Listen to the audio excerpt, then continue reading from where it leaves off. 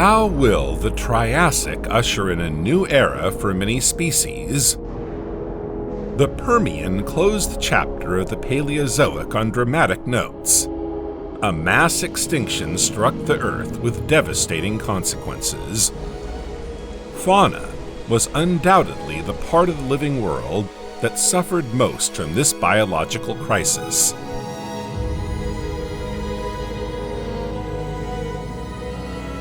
Scientists estimate that 90% of marine and terrestrial species disappeared with the Permian. This mass extinction is one of the largest in our planet's history, and one of the 5 great biological crises the Earth has ever known.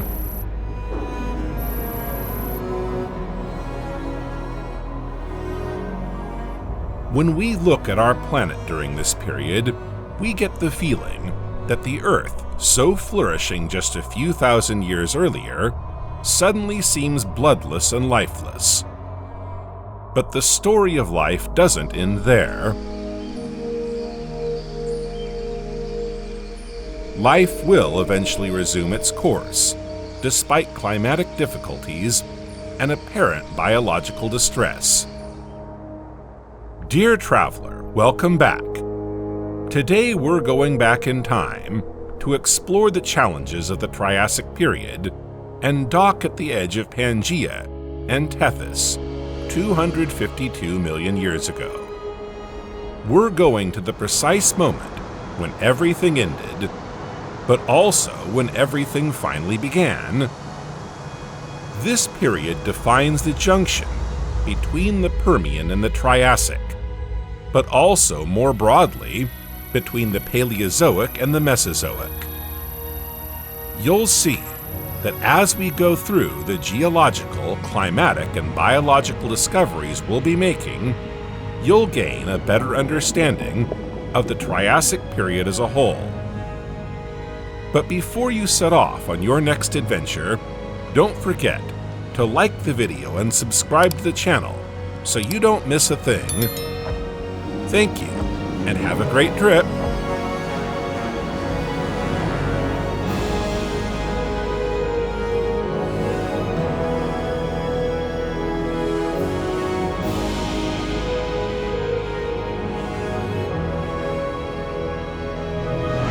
The Triassic period spans around 50 million years, between 252 and 201 million years ago. It's relatively short compared with other periods of the Paleozoic or Mesozoic, but it's still a very long time span on the human scale. As you can imagine, over so many years on a planetary scale this time, there have been many changes. Put another way, it's 10,000 times 5,000 years, a period long enough to see many twists and turns. The Triassic, like previous periods, is divided into sub-periods.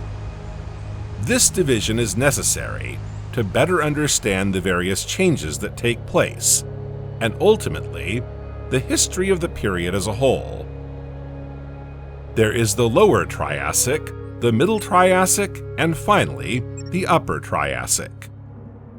Each of these periods is marked by a major change and a particular dynamic.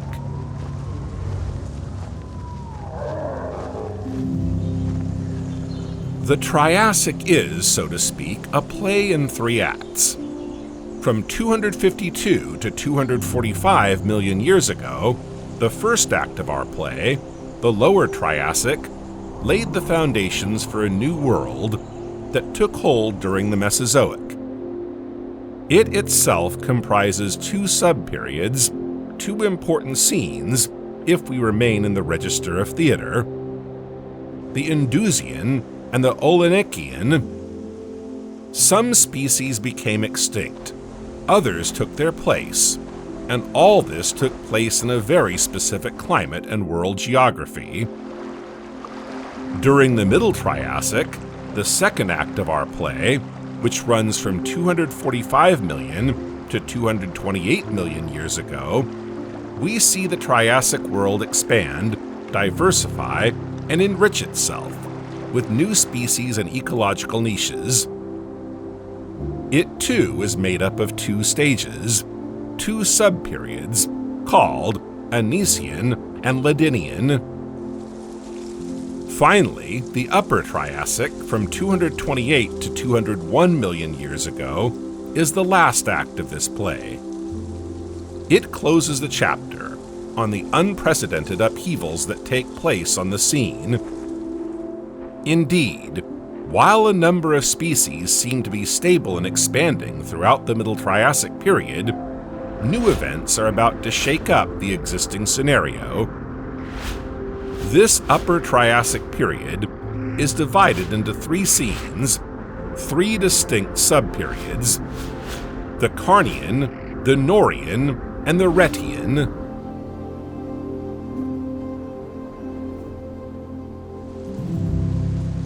While each of these scenes is of course important to our story, to simplify matters we'll refer to acts rather than scenes, i.e., the Lower, Middle, and Upper Triassic periods. To fully grasp all the issues at stake in the Triassic period, we need to keep each of these acts in mind and understand what defines them. The Triassic period saw a diversity of animal species during its course. In fact, life flourished to varying degrees during the period. The Lower Triassic, for example, the first act of the Triassic era, is a key stage in history. It symbolizes the renewal of life on Earth and in the saline waters of the globe. It corresponds to a period that could be described as transitional. The living world must gradually recover from the ordeals it has been through. After such a crisis, ecosystems are completely destroyed. The beginnings of the Triassic period were very difficult, and the Triassic Earth was far from being a prosperous and happy place.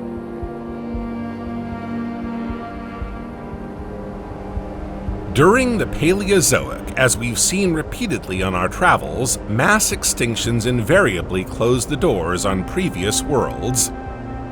The Earth will never again be as it was. But as the years go by, it reinvents itself and nature awakens anew. Time does its work and a new world emerges. The ashes of the past become the soil of the future. It is the prospect of this future that the Triassic period ultimately represents, and why it is so important in the history of our planet. It marks the beginning of a completely new era, the Mesozoic, also known as the Age of the Dinosaurs. This new era is synonymous with renewal on land and in the oceans.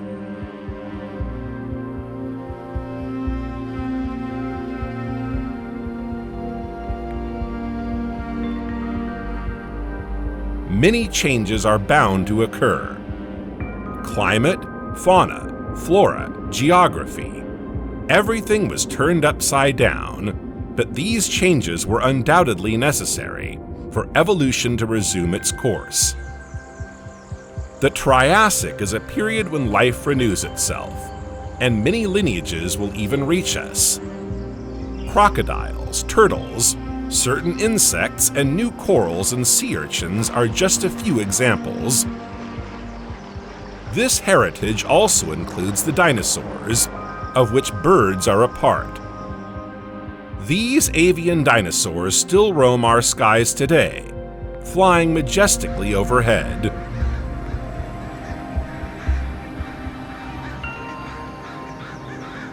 But the Triassic is a complex equation made up of several phases, and let's not forget that the constitution of this new world and this heritage were built over millions of years.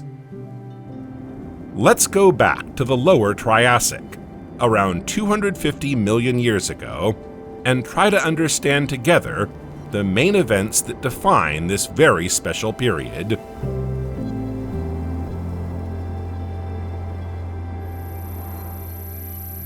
So here we are, 250 million years ago, the Permian is closing its doors, while the Triassic is opening wide. The extinction has left deep scars all over the Earth's surface, not least in the vast ocean that covers most of the globe. Neither Pangaea nor Panthalassa were spared the multiple upheavals that marked the upper Permian. Life seems to have stopped there.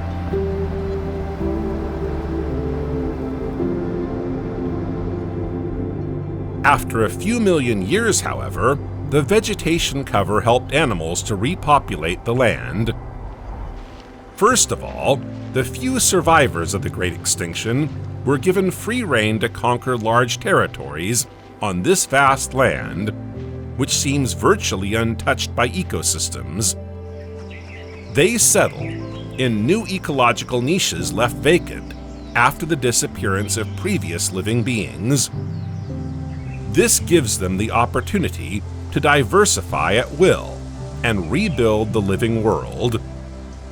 Rebuild, but also renew and diversify. Indeed, the surviving species are far from being the only ones to populate the Earth. New species enrich the various ecosystems. This is known as radiation or speciation. Species will evolve to adapt to their new environment and occupy the places left vacant since the chaos of the Permian. But before we meet these species, and I can imagine your curiosity and impatience, we need to know what we're getting into. Before we talk about the characters in our Triassic play, we need to know the context in which they evolve, if we are to understand all that's at stake. What's the Earth like at this point in our history? What's the weather like? Do you remember the famous continental waltz? The movement of tectonic plates and the effervescent activity of the Earth had led to the emergent lands coming together, uniting to give birth to a single supercontinent, Pangaea. At the beginning of the Triassic, the configuration of our planet was much the same as in the Permian. Panthalassa, the vast ocean, covered most of the globe, while Pangaea formed a single continent. From a vantage point nestled in the stars, we can see just how lonely Pangaea seems, almost fragilely isolated in the middle of this oversized expanse of water. Earth has never lived up to its nickname of Blue Planet more than at this time. From here, in the hollow of the C-shaped Pangaea, you can also see an ocean that appeared during the Permian, the Tethys Ocean. This paleo-ocean is teeming with life, a veritable marine nursery where numerous species were able to hatch and diversify. This was already the case in the Permian, but will continue to be the case in the Triassic. This ocean is one of the great protagonists of Triassic history. It was to evolve considerably over the course of the Earth's history, but particularly during this period. In particular, it rushed into faults such as the Hercynian chain, paving the way for the formation of the future Atlantic Ocean. We're in the middle of Proto-Gondwana, the southern part of Pangaea. No living beings, all is desert and dust. The climate is very harsh. It's easy to understand how hostile such an environment is to all forms of life, whether plant or animal. So how did dinosaurs settle on Earth at this time? Well, we need to qualify the statement about the prevailing climate and greenhouse effect. It would be a mistake to claim that the entire continent, except for the coasts, was arid and dry, even if it is true that many areas were very dry. While large parts of the continent are arid and do not benefit from the humidity of the air, there is one place on Pangaea that is quite different from the rest. To get a better idea, let's leave the Proto-Gondwana lands and head for the Triassic roof of the world, the Hercynian chain.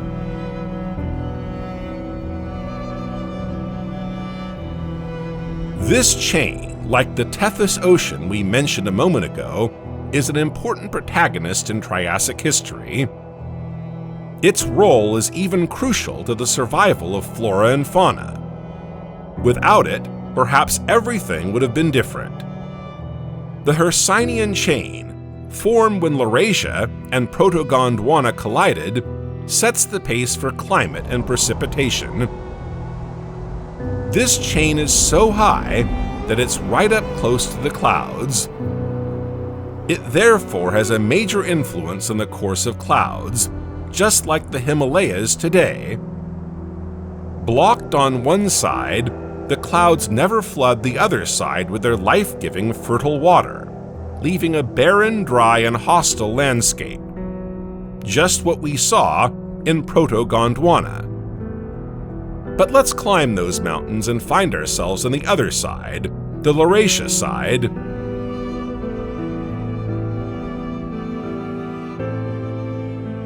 This time things look very different. There's plenty of humidity.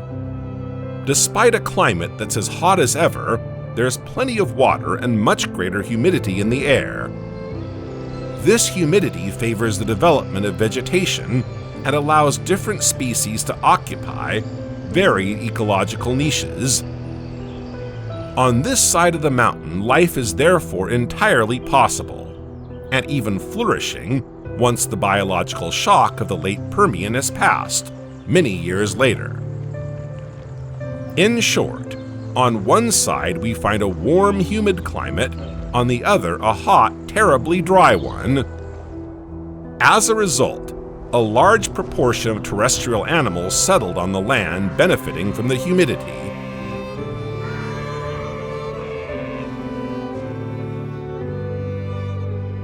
To get a better view of the world as a whole, let's take a look at the map of our present-day world. Here we can see the locations of fossil discoveries dating back to the Triassic period. We can clearly see that there are far more of them in the northern hemisphere than in the southern hemisphere, which corroborates this climatic division.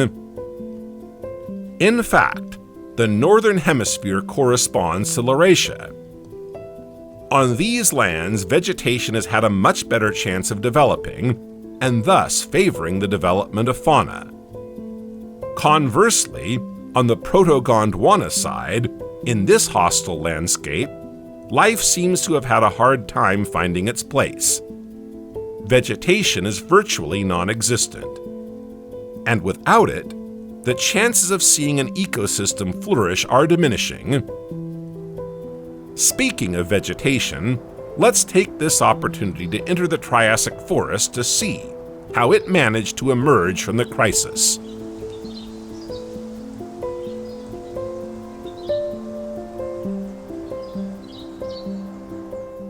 By the end of the Permian, we could see that alongside spore-bearing plants, new plants had emerged. Reproduction by sporangia was not always possible, depending on the environment and climate. To meet new needs, seed plants had to enter the scene. After a timid appearance in the Permian, these plants developed more widely in the Triassic. Despite this, vegetation got off to a rather rocky start in the Triassic. The Permian extinction did not spare them. Sigillaria, lepidodendrons, Picopterus ferns, and the famous Glossopteris were devastated and disappeared forever from the terrestrial plant cover. However, while flora was affected by the Permian extinction, it was less so than the animal world, whether marine or terrestrial. As a result, plants were able to develop and grow more rapidly. Little by little, the formation of a shelter and nutritional resource for fauna seems to be taking shape. After just a few thousand years, we can say that vegetation is once again flourishing on Earth, offering a protective cocoon for any form of life wishing to settle there. In the northern hemisphere, conifers are gradually taking over the territory. We can see, for example, species of the genus Voltsia. This plant must have been quite similar to some of today's conifers, notably cypress or the Araucaria genus. However, it was never taller than a shrub. Initially bordering the coastline before growing a little further into the heart of the continent, these shrubs undoubtedly enabled some species to survive this transitional period after the Permian-Triassic crisis. They were also able to create mangroves in certain parts of the coastline, providing a less arid climate more conducive to the growth of rich, diverse ecosystems. Now that we're standing at the foot of these Voltsias at the mouth of this river, why not continue our investigations and discover what the oceanic universe has to teach us?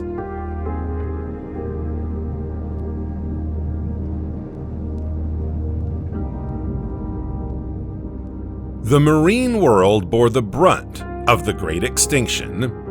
Scientists estimate that nearly 95% of marine species have disappeared. Let's see how life is gradually returning to this aquatic universe.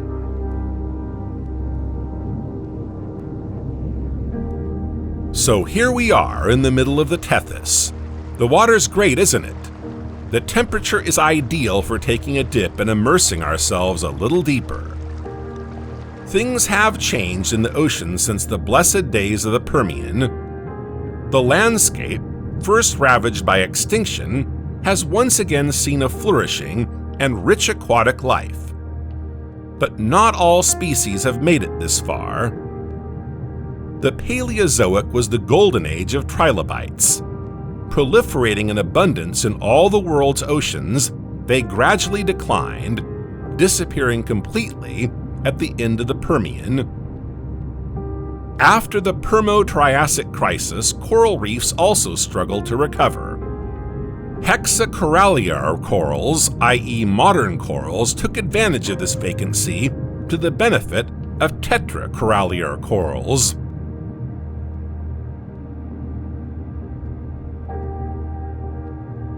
The Mesozoic was also known as the Golden Age of ammonites and sea urchins.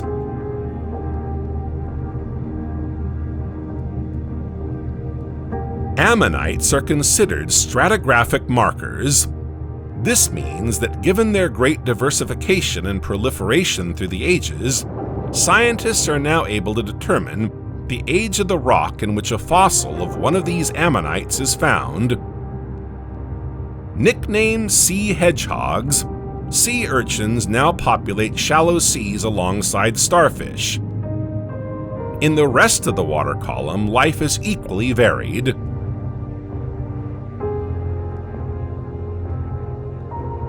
Indeed, in this seascape, in addition to ammonites, sea urchins, and several thousand varied mollusks, we also find a species, or rather a group, that we have already encountered on our previous trips, notably in the Permian. These are the chondrichthyans, distant cousins of sharks. These primitive sharks, if we can put it that way, gradually become the kings of the oceans during the Paleozoic. Chondrichthyans are divided into two subclasses: the elasmobranch subclass, to which rays and sharks belong, and the holocephalon subclass, to which chimeras belong.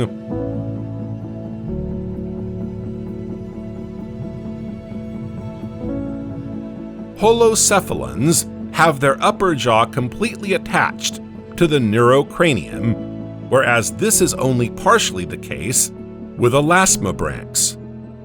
Another notable physical difference is in the gill openings. These are of two types: a single opening in holocephalons and 5 to 7 gill slits, which are very characteristic of sharks and rays. After the Great Extinction, many chondrichthyan species are in decline. However, their demise is far from certain, as some of them will manage to survive despite the obstacles they face. Their ability to occupy the deep sea is undoubtedly what enabled them to survive during this difficult period. According to the fossil record, these chondrichthyans did not return to the surface until 35 million years later. But more on that later. Some chondrichthyans continue to evolve during this period.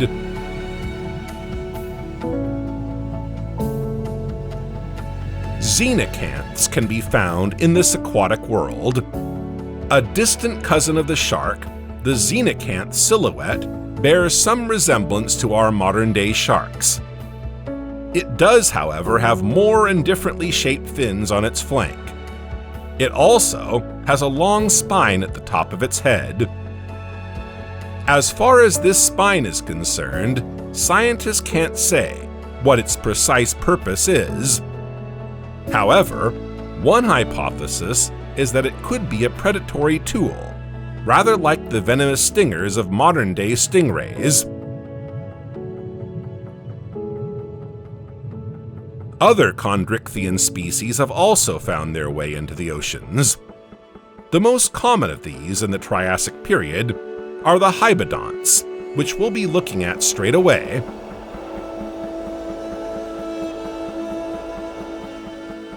These evolved considerably over the period. At the beginning of the Triassic period, they were only a few tens of centimeters long, so they preyed on prey at the height of their capacity and opportunity. But from the Middle Triassic onwards, we discover species that are far more generous in terms of size. Some now easily reach 3 meters or 10 feet in length.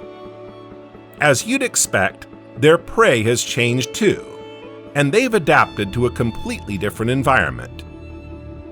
At first, they tended to prefer freshwater, but little by little they've acclimatized to the salty waters of the coast. As their prey became much larger, their dentition evolved. In Hypodus, we can observe teeth cut to tear. They are perfectly sharp and razor sharp. In others, such as Tribodus, we're faced with another type of dentition that could be described as crushing. Previous sea urchins and ammonites have undoubtedly paid the price. Thanks to their respectable size, swimming ability, and sharp teeth, hybodonts have risen to the top of the food chain. But they're far from alone, sharing the top spot with other sea monsters.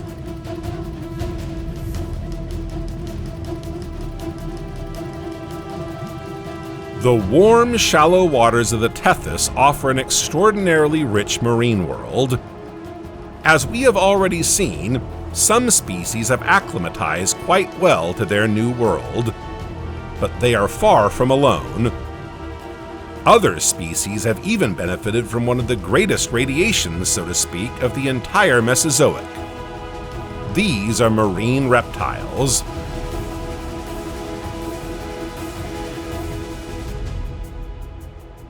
These land animals were among the first to reach the ocean to adapt. The continent, as we've seen, can be very dry, and therefore a rather hostile terrain for terrestrial life to flourish. Their preferred playground is the coastline.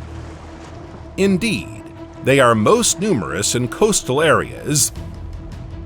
Some are aquatic, others semi-aquatic, while others still raise questions, like this, Tanistropheus.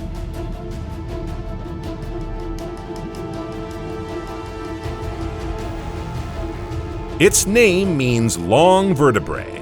Now you know why. This Mesozoic phenomenon was first discovered over 150 years ago in Germany.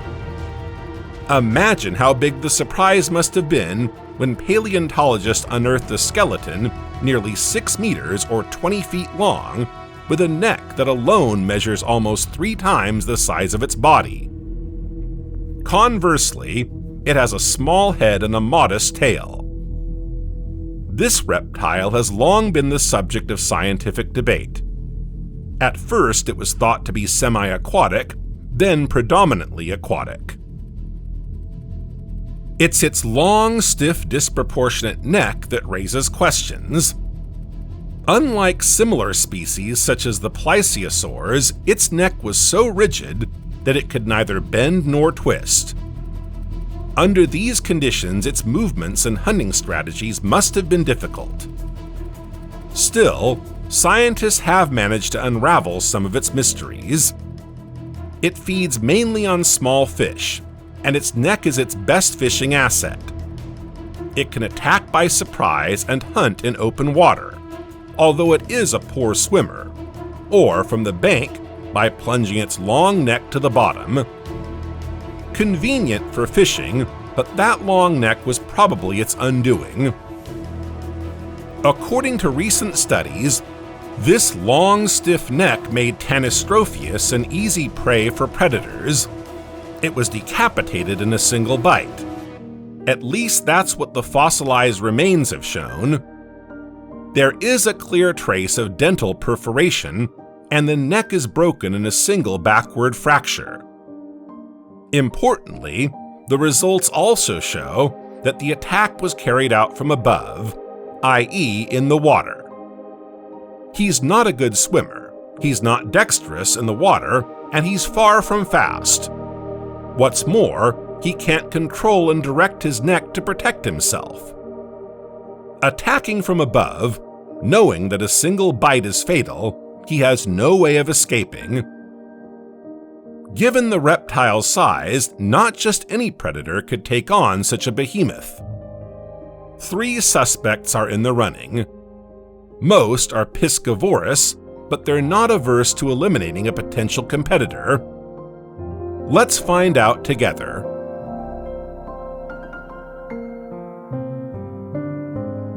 The first is undoubtedly the Nothosaurus giganteus. It measured almost 7 meters or 23 feet in length. It belongs to the diapsids. After a timid attempt in the Permian, diapsids invaded the marine environment, and Nothosaurus was one of the most important of them.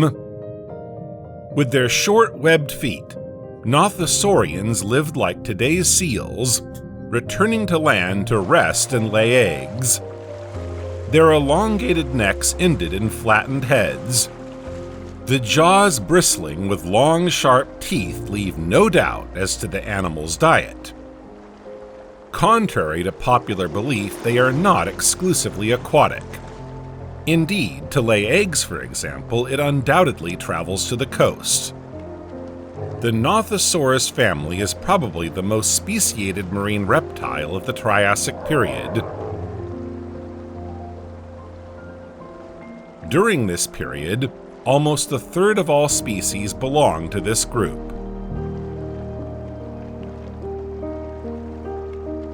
Let's take a look at Cymbospondylus. It belongs to the ichthyosaur group. Ichthyosaurs were quite numerous in the lower Triassic, but this group declined somewhat in the middle Triassic. They were confined to the coastline and were rather modest in size, their diet being limited to animals with shells. Cymbospondylus, on the other hand, is better adapted to the open sea and moves easily away from the coast, so it's easier for them to get by. It looks a bit like our modern dolphins and measures between 6 and 10 meters or 33 feet in length. With its tail accounting for around half of its total length, scientists believe this animal had an undulating swim. Thanks to its tail, it was able to gain speed and even accelerate to surprise its prey. It hunted mainly schools of fish, but perhaps he's not entirely innocent when it comes to the Tanystropheus attack. Finally, there's Helveticosaurus, another marine reptile from the Triassic period. With its long, flexible tail, it too had to swim sideways. It is, however, a little smaller than our previous reptile, measuring around 2 meters or 7 feet. Even so, it's still pretty formidable. While many of the reptiles we encountered have rather elongated, narrow skulls, this one has a robust, wider one. Its rather broad, powerful neck and sharp jaw made it a great marine predator. Its long, curved, conical teeth took on its victims with disconcerting ease. Perhaps our Tanystropheus had the unfortunate experience. These 3 great marine reptiles are far from the only ones to roam the seas. In fact, this is why chondrichthyans have gradually lost their place in the ocean, although they have not disappeared.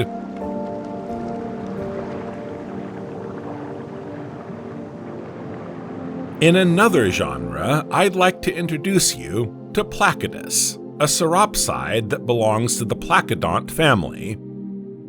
Placodonts are marine diapsids whose bodies are protected by a carapace of enlarged ribs. In some species, these enlarged ribs are even fused together. Placodonts belong to the groups that flourished in the Triassic period. They diversified extensively during this period. Placodus is quite different, as you can see, from our long-necked reptiles. Measuring 2 meters or 7 feet long on average, it is rather stocky and has a relatively short neck and legs. Placodus is equally at home in the water and on land. He's not very fast, but he does pretty well, and is far from lagging behind when prey presents itself. Speaking of prey, Placodus is particularly fond of mollusks and crustaceans. Its teeth are devilishly efficient, a veritable shell crusher. In fact, its large cobblestone-shaped teeth crush the shellfish it plucks from the seabed or rocks, thanks to the flattened teeth at the front of its jaws. Nothing can resist it. Now let's take a look at another marine reptile. You can't leave the ocean without admiring the famous Plesiosaurus, undoubtedly one of the most emblematic reptiles of the Triassic period.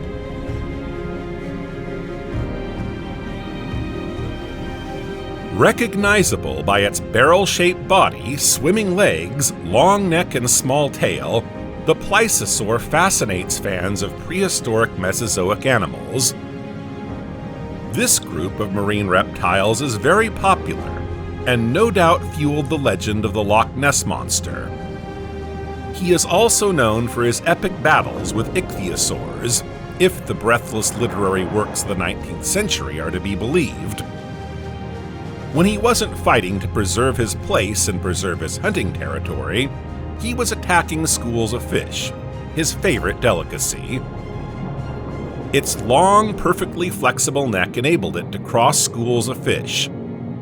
To capture its prey, it used its long, sharp teeth. Let's continue with another ichthyosaur. This time, it's a Mixosaurus. It's one of the smallest marine reptiles we've seen so far. It measures around 1 meter or 3 feet, and weighs just 20 kilograms or 45 pounds. Its dolphin-like, slight-arched body is equipped with a dorsal fin, pectoral fins, and a pseudocaudal fin. Despite having longer front flippers than rear ones, it seems that our ichthyosaur was rather slow. But that didn't stop it from teasing fish when it was hungry. Its many sharp teeth testify to its predatory abilities.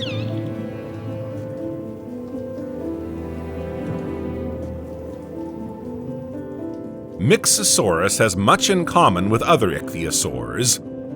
First of all, they are all reptiles that have returned to the aquatic environment and no longer have any connection with dry land. In fact, they give birth to their young in the open sea. Secondly, they too had to come to the surface to breathe. And yes, contrary to popular belief, they do have lungs, not gills.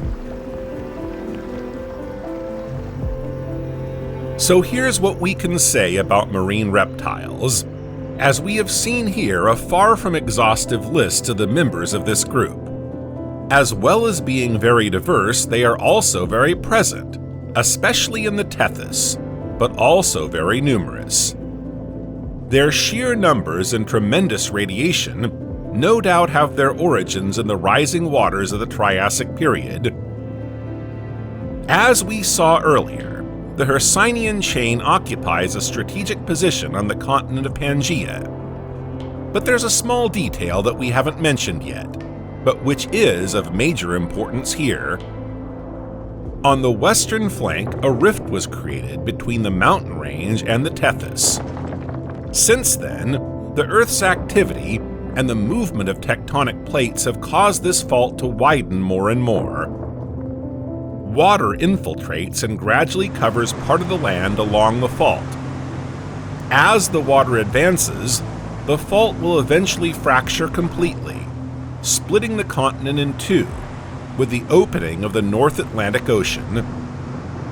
But let's get back to our subject, marine reptiles. This rise in water level is beneficial to them.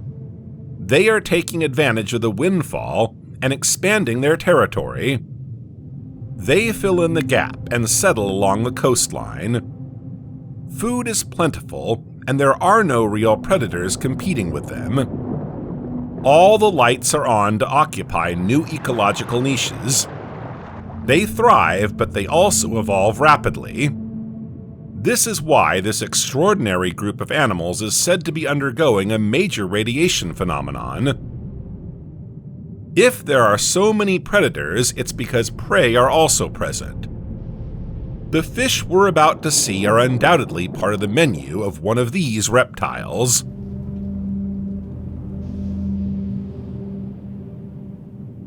Perlitus, for example, is an actinopterygian fish. Actinopterygians are bony fish whose fins are supported by rays. It measures around 15 centimeters or 6 inches.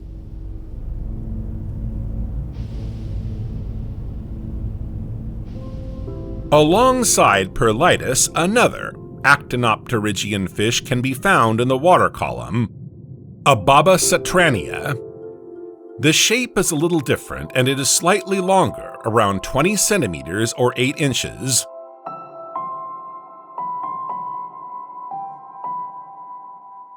These fish are found alongside another kind of aquatic animal. Encrinus is in fact a crinoid. Crinoids are echinoderms such as the sea star or sea urchin. Without leaving the aquatic world altogether, but swapping the marine world for banks and marshes, we can also encounter large amphibians, just as fearsome and feared as our previous marine reptiles within their own ecosystem. The banks and coasts, like the marshes, benefit from lush plant cover. They therefore abound in insects and small prey of all kinds that can satisfy the appetite of our amphibians.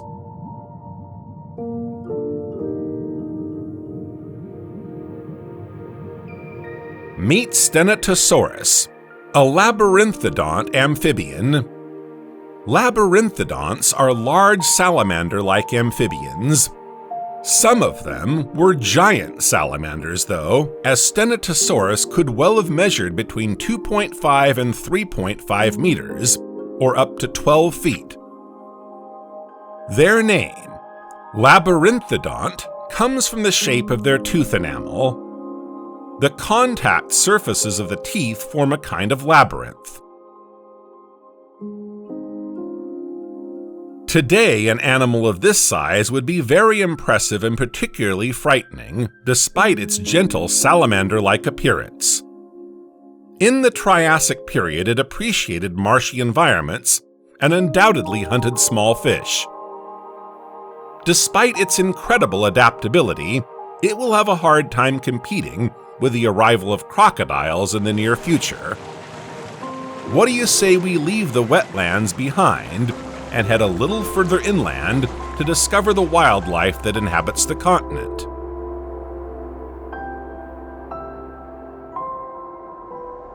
As we mentioned in the introduction, for Triassic fauna, the first act of the period was rather difficult to get through. The stigmata of the Great Crisis are still very present, and it is initially the species that survive the crisis that populate Pangaea. These survivors included archosauromorphs such as the Rosocians and Sarasuchus in particular. It wasn't until the Middle Triassic period that the evolution of these archosauromorphs became truly significant, as the future archosaurians gave rise to pterosaurs, crocodiles, and dinosaurs, making up a large part of the Mesozoic animal population. As we have seen, at the very end of the Permian, a few reptiles tried their hand at flight, or rather gliding through the air. Initially, they flew only short distances, enabling them to move from tree to tree without risking their lives on the ground. Predators are numerous and dangerous at the foot of trees. However, these reptiles also benefit from radiation and are able to compensate for this apparent danger. This radiation, or speciation, whichever term you prefer, enables some species to occupy new ecological niches and adapt to different environmental conditions. Here, it's the numerous predators on the ground that require adaptation. At the same time, insects have flourished, particularly in the upper part of the forest, the canopy. These insects form a new food reserve, and thus an ecological niche that is currently unoccupied or only marginally occupied. These new reptiles of the sky will find both protection and a source of food in flight. Archosaurs gave rise to a new lineage, the pterosaurs, the famous flying reptiles. No, they're not dinosaurs. Pterosaurs are indeed reptiles, but they have large wings made up of several membranes. One is attached to the fourth finger of their forelegs, another is between the wrist and the trunk, and the third is attached from the thigh to the tail. The first and last are not always perceptible, depending on the representations imagined by the artists. In some species, however, these small membranes are clearly visible. The largest, which forms the wing proper, is very distinctive. Among the pterosaurs, we can admire the flight of Eudimorphodon and Preondactylus, the very first sky gods.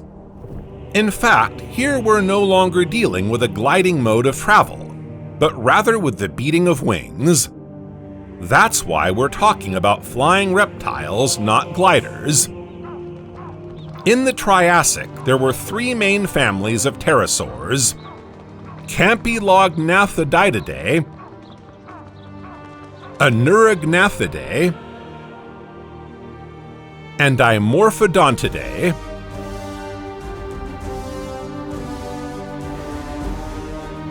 Eudimorphodon is the oldest known to date and belongs to the Campylognathodidae. It seems that this family did not continue its evolutionary process after the Triassic period. By contrast, the Anurognathidae and Dimorphodontidae families continue to thrive and evolve.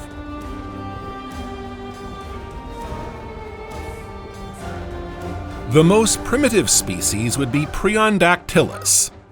We can see, for example, that its legs and even its wings are relatively short.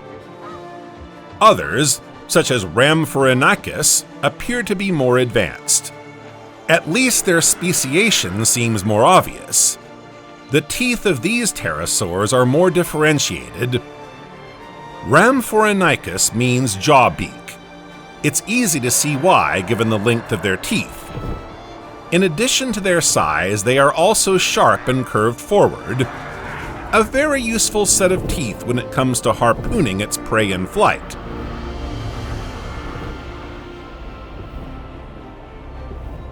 The Dimorphodontidae family includes the Dimorphodon genus and the Petanosaurus genus, which means winged lizard.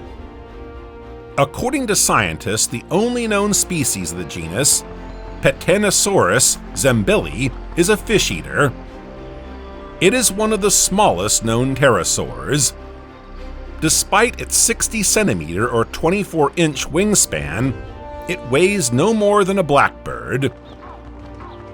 As pterosaurs evolved, two main subgroups emerged: the long-tailed rhamphorhynchoids and the pterodactyloids. The rhamphorhynchoids are the first to arrive, along with Eudomorphodon and Petanosaurus, which we saw earlier.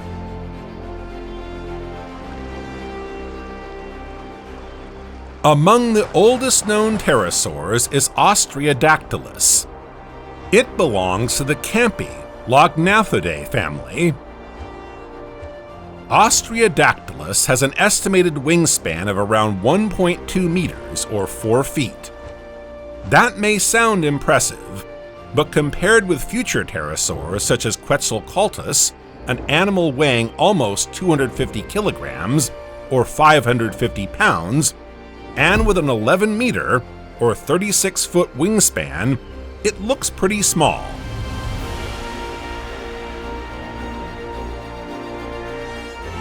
The Middle Triassic was a rather flourishing period for both marine and terrestrial fauna and flora.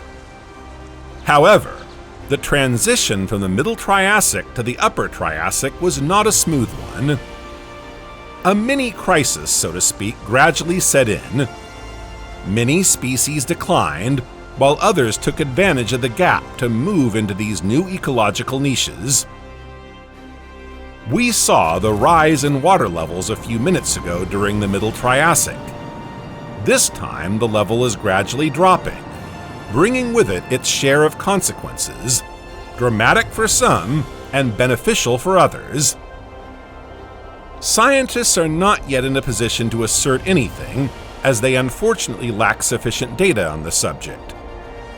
However, and this is of course conditional, it could be that the hypothesis of the regression of the ocean is at the origin, or at least one of the possible reasons among others, for this crisis during the Triassic period.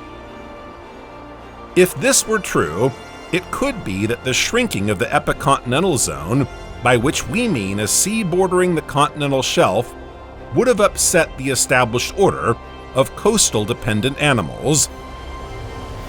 This hypothesis is supported by the fact that pelagic animals, i.e., those that swim or float on the high seas, suffered very few negative consequences from this regression of the waters. They have probably simply expanded their territory. Those that depended on the coast, on the other hand, are finding it extremely difficult to survive. Only coastal animals such as Nothosaurus have been fully affected by this change in environment.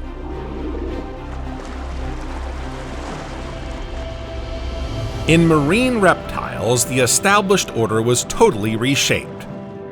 These predominantly coastal animals are gradually being replaced by pelagic animals, i.e., those that take advantage of the open sea and the water column.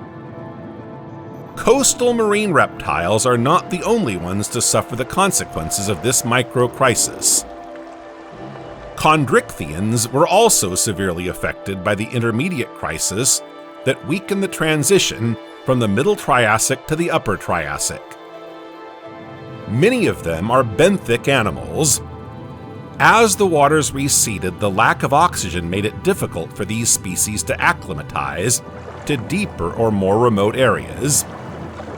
Lack of food and anoxia will be the death knell for these species. All of them? Not quite. Remember, When we talked about chondrichthyans, we saw that a small handful of them had, unlike the others, finally found shelter in the deep sea. So they came through the crisis with flying colors.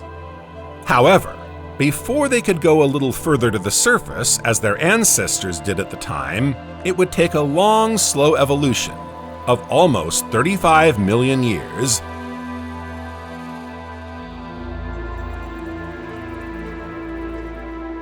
Hybodonts, for example, are among the chondrichthyans that adapted perfectly to the waters of the Triassic period. They lived through these 50 million years, enjoying the oceans, yes, but with fear in their stomachs.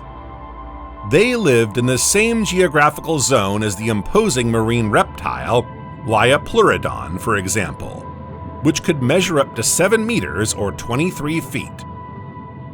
Hybodonts, far from being alpha predators at the top of the food chain, were the prey of large marine reptiles.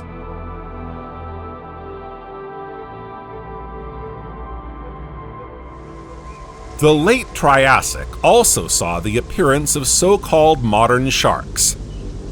The main difference between the so-called primitive sharks and the more evolved ones is their backbone. Do you remember the swimming style of the chondrichthyans we've met so far? No? Then let me refresh your memory a little. Most of them had what we call an undulating stroke. It's still quite effective, but it's far from being very efficient. Now, do you know why these animals swam this way? Contrary to what you might imagine, it had nothing to do with their fins. In fact, it's the spine, and more specifically, the structure of the spine itself that's the key. Their spine is cartilaginous, and therefore very flexible. The undulatory mode is therefore ultimately the only possibility. Modern sharks, on the other hand, have a calcified spine and are therefore much more rigid. Swimming is much more efficient, and above all faster, as they can propel themselves and better manage their trajectory. These sharks will therefore be able to adapt and conquer new marine territories. To conclude the subject of species in decline and those benefiting from radiation, let's talk about ichthyosaurs. Ichthyosaurs are undoubtedly the ones that are doing best in the end. We met some of these species earlier. They managed to make the most of the deep sea, and are, for the time being at least, safe from harm. This group is growing and diversifying. First appearing millions of years ago, they crossed the Jurassic and even the Cretaceous. They were thus present throughout the Mesozoic. Quite a feat when you consider how many upheavals and crises there were. In addition to rising sea levels and the complications faced by marine species, the arrival of the Upper Triassic heralded drastic climatic changes.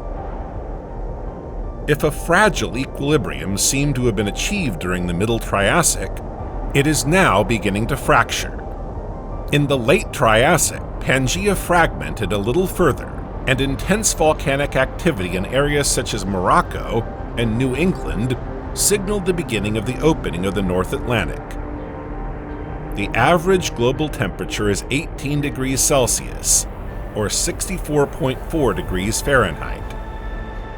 It was 17 degrees Celsius, or 62.6 degrees Fahrenheit, at the beginning of the Triassic period. Terrestrial activity, particularly plate movement, brings with it many geological, climatic, and therefore biological changes. But this doesn't prevent certain species from continuing their gentle evolution, almost serenely.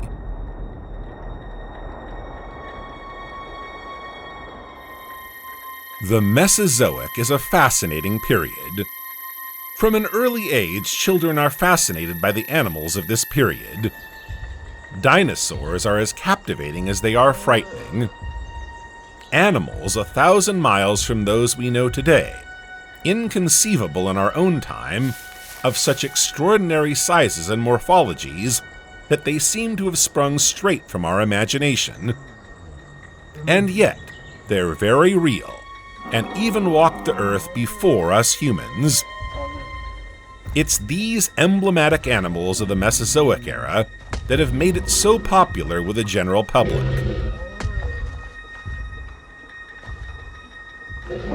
Their story begins in the Middle Triassic, but it's mainly in the Upper Triassic that a spectacular diversification takes place, to make a striking entrance on the Jurassic scene a few thousand years later. Let's go back to their beginnings to understand their evolutionary process.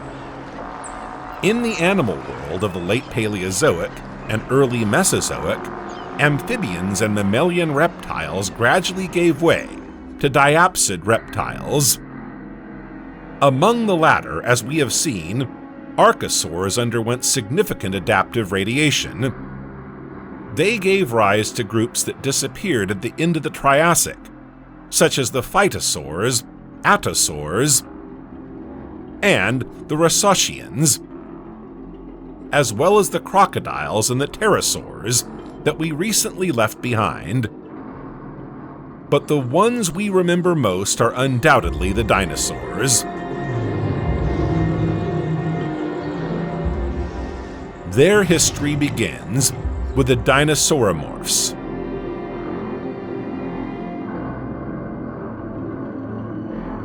Lagosuchus, Merosuchus, and Lagerpeton are all reptiles with the potential to start the dinosaur line. Lagosuchus is a lightly built archosaur, remarkable for its long, slender legs and well-developed foot. Here we see the characteristics of the first dinosaurs taking shape. It is, however, much smaller than its descendants. It measures just 40 centimeters or 16 inches in length, and weighs just 100 to 200 grams. Its name means crocodile rabbit. This name perfectly defines its physical attributes and abilities. Carnivorous, it preys on small prey, such as lizards, but is also fond of insects. Although it moves around on all fours most of the time, it can also rise easily on its hind legs and even run. It is therefore an agile predator, able to use its speed to hunt prey and escape from larger predators.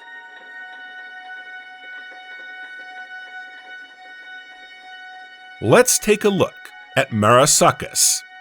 Clearly a member of the dinosauromorph clade. He doesn't yet have a hole in his skull, between the eye socket and nostrils, behind each eye socket, or the famous hole in the hip socket. It does, however, have an elongated pubis and the trochanters, a kind of protrusion on the anterior femur, characteristic of dinosaurs. Research and studies are still going on today to get closer every day to reality, and above all, to the truth about the history of our planet and its past inhabitants. According to recent studies, other species such as Silosaurus are probably even closer to the first dinosaurs than Merosuchus. With the passage of time, it's always difficult to be definitive about such ancient origins.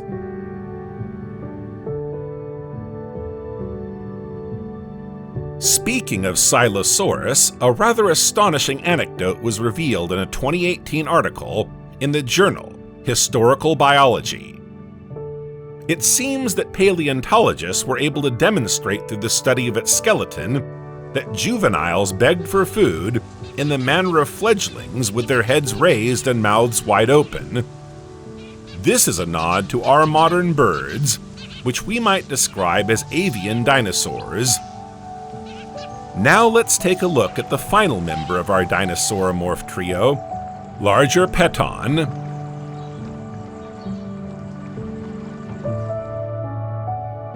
Measuring 70 centimeters or 28 inches long, his body is built for running. It has elongated hind legs and a highly developed tibia. There are also some similarities with early dinosaurs, or at least characteristics that could have given rise to the dinosaur lineage. One of Largopteron's astonishing abilities, based on the study of its toes on the hind legs, is that it was undoubtedly a jumping animal, or at least capable of this little feat. Knowing that it was certainly an insectivore, this type of ability would indeed have been an asset when hunting insects.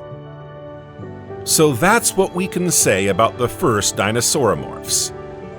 If we follow the thread of our history and the evolutionary processes of these different species, we can see that things were moving very fast in the animal world at this time.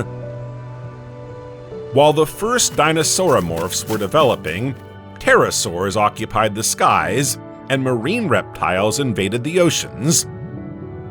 Over thousands of years on land, territories were divided between dinosaurs and crocodilians, and at first the dinosaurs clearly had the advantage. They developed faster and more extensively than the crocodilomorphs.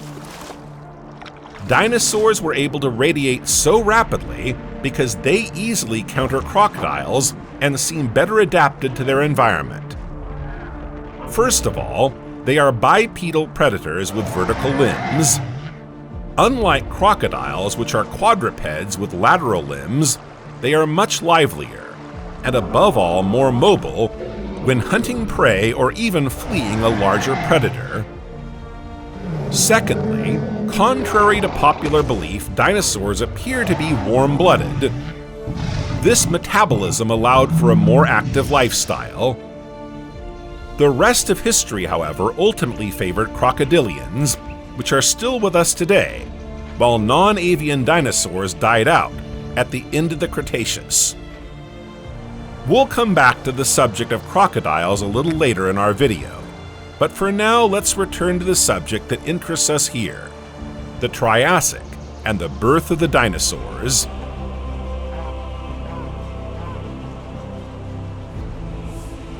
Their rise, development, and in particular their diversification were very rapid.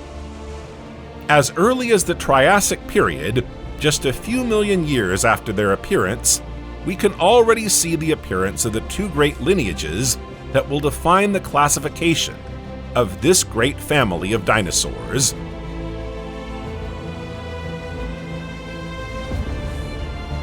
The latter gave rise to the theropods, which include the large carnivores but also birds. To understand what characterizes and differentiates these two groups, we need to look at their skeletons. Saurischian means lizard hip, while ornithischian means bird hip. The pelvises of both, as shown here, are quite distinct. Saurischians are therefore dinosaurs with a pubis facing forwards, unlike ornithischians, whose pubis faces backwards. Paradoxical as it may seem, it was not the ornithischians, the bird hips, that gave rise to the avian dinosaur clades. Birds, in fact, originated from lizard hips, the Saurischians. Now that we know a little about the two great dinosaur lineages, it's time to meet our first specimens of the genus.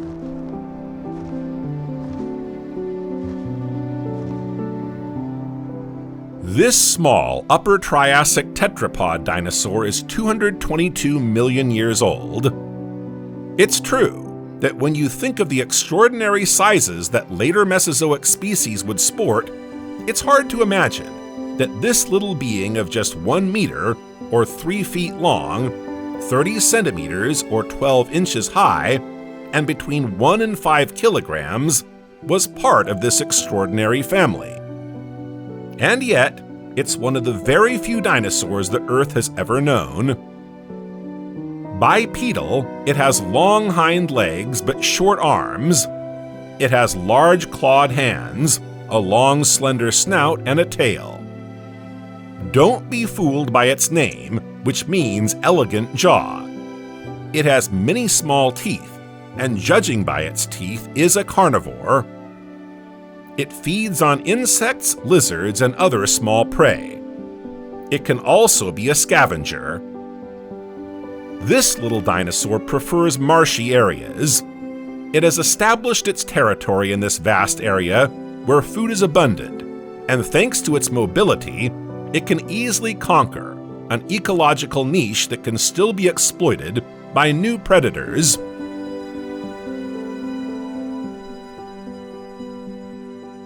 Let's take a look at another old dinosaur, so to speak, with the study of platosaurs. From the Upper Triassic onwards, dinosaurs began to reach impressive sizes.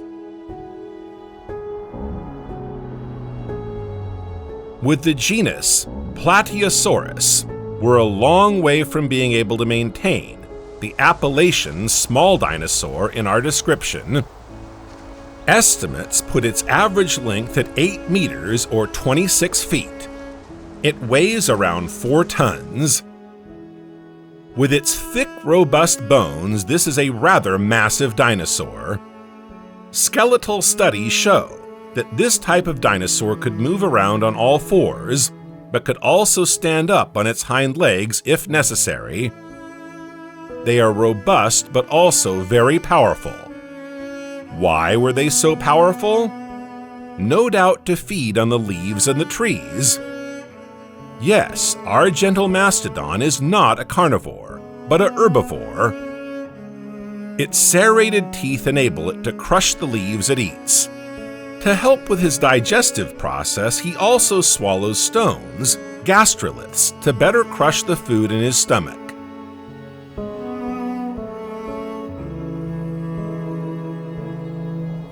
Another dinosaur, this time a carnivore, lived in what is now South America. This was Herrerasaurus. Herrerasaurus occupies a fairly large territory in valleys, where a river meanders through the middle of the land. This precious commodity attracts many animals looking for water, and therefore potential prey. It measures just over 3 meters or 10 feet long on average, and weighs between 200 and 300 kilograms, or between 440 pounds and 600 pounds. If he's not so heavy for such a respectable length, it's because his bones are long and hollow. At the time, it was undoubtedly the largest terrestrial carnivore. It attacked almost all the vertebrates in its ecosystem, including rhynchosaurs, diconodonts, and ettosaurs. A biped, it had powerful hind legs, short thighs, and long feet. This type of silhouette suggests that it was probably a good runner. It also has short arms equipped with sharp claws for lacerating prey and tearing flesh. Its sharp, curved, razor-sharp teeth were perfect for killing its victims. Thanks to its articulated jaw, once the prey is seized, it can hold it firmly in its mouth. Our Herrerasaurus shares its territory with other predators, notably a crocodile-like quadruped like Saurasuchus.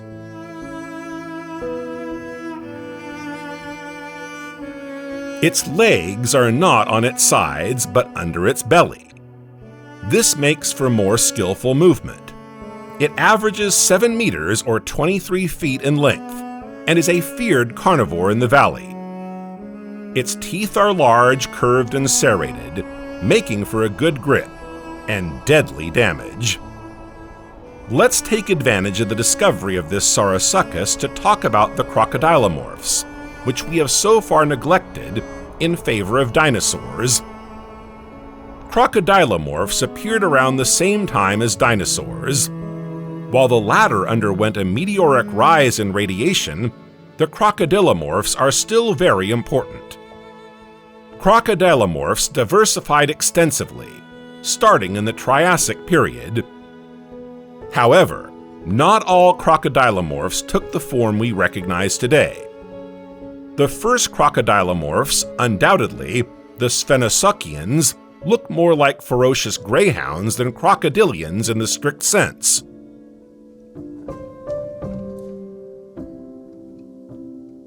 Small in stature, they are slender and slender. The fact that they are quadrupeds with their hind legs longer than their front ones gives them a slightly arched, slightly built appearance.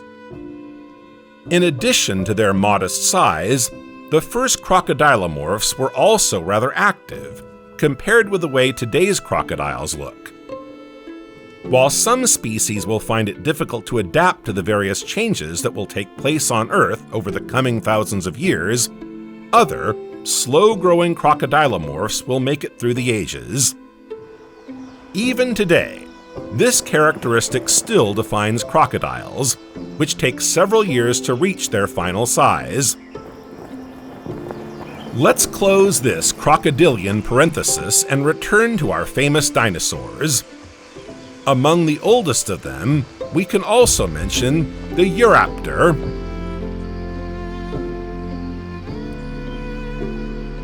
as well as being one of the oldest. The Euraptor is also one of the smallest. It measures just 40 centimeters or 16 inches high, and is about 1 meter or 3 feet long. According to skeletal analysis, the Euraptor was a small, skillful carnivore. Its long legs enabled it to run fast in pursuit of small prey such as lizards. At the end of its long neck, its slender skull housed an army of small, sharp teeth.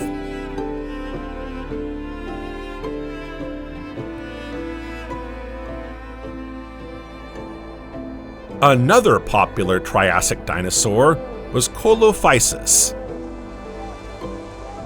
Rather slender and agile, this carnivore measured up to 3 meters or 10 feet in length, for an average of 30 kilograms or 66 pounds. It is therefore rather slender. Using its curved, crenulated teeth, it hunted fish and insects. Paleontologists have unearthed numerous fossils of this species, notably in Arizona and New Mexico. The study of these fossils has revealed a number of clues as to how these dinosaurs lived. Firstly, they probably lived in groups. There are 2 advantages to living in a herd. Group hunting is often more fruitful, and group protection is facilitated by numbers. However, despite the emergence of new clades and extraordinary lineages, despite the ability of certain species to adapt to a complex environment, despite the apparent calm and exponential diversification, once again the world is heading for chaos.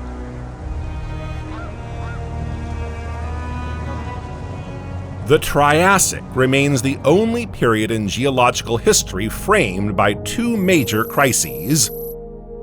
While the beginning of the Triassic was built on the ashes of the Permian, the end of the Triassic did not have a more glorious ending, with a major new crisis that would constitute a real fracture between the Triassic and the Jurassic to come. At the end of the Triassic, there was intense volcanic activity, and let's not forget that the Atlantic Ocean was opening up. A few small pieces of land appeared with this lowering of the water level. This newly hatched archipelago was the birthplace of the future Europe. Volcanic eruptions are numerous and intense, releasing massive quantities of gas and dust. The Earth continues to heat up.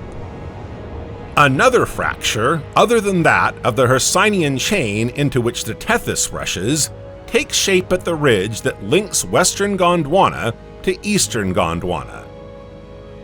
In addition, several medium-sized asteroids will strike the Earth.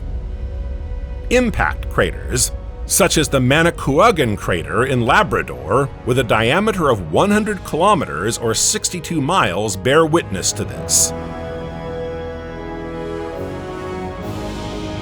A climatic and geological upheaval was all it took for a biological upheaval to sweep the Earth once again.